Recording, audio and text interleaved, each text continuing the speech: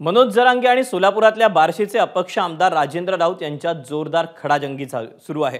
आपल्या भूमिकेचं समर्थन करणाऱ्या तरुणाला मारहाण करण्यात आल्याचा आरोप जरांगेंनी केला। जरांगेंच्या आरोपांचं राजेंद्र राऊतांनी खंडन केलंय। पाहूया। बार्शीचे आमदार राजेंद्र राऊत आणि मनोज जरांगेंमध्ये सध्या खडाजंगी सुरू आहे। गेल्या अनेक दिवसांपासून आरोप प्रत्यारोप करण्यात येत आहेत। याच पार्श्वभूमीवर समर्थक तरुणाला मारहाण केल्याचा जरांगेंनी आरोप केलाय। मात्र या सगळ्याचा इन्कार हा राजेंद्र राऊतांनी केलेला आहे। काय खरंय हे सत्यता शोधलं पाहिजे।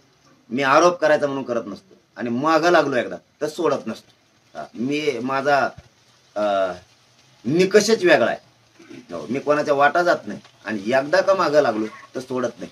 ते जागीरदार फिगीरदार ते नसतं बघत नाही।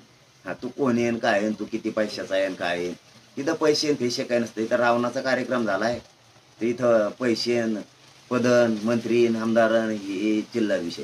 त्या लेकराच्या डोळ्यात पाणी आलं ना त्याचा पुरेपूर हिशोब।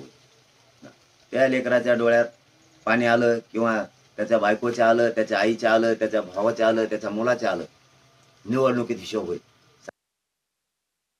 म्हणजे आमच्या लेकरांच्या डोळ्यात पाणी आणायचं म्हणजे काय करणार तुम्ही? आम्हाला गोळ्या घालणार आहेत का? कुठं थांबू सांगा? या तुम्ही रिव्हॉल्वर घेऊन कुठं गोळ्या बिळ्या घालायचं गाळा। काय आमचं जर एखादा शहीद व्हायचं असेल तर होईल, आम्हाला काय त्याचा फरक पडत नाही। परंतु सगळ्याला बघतो ठेवतो ही कुठली भाषा आहे?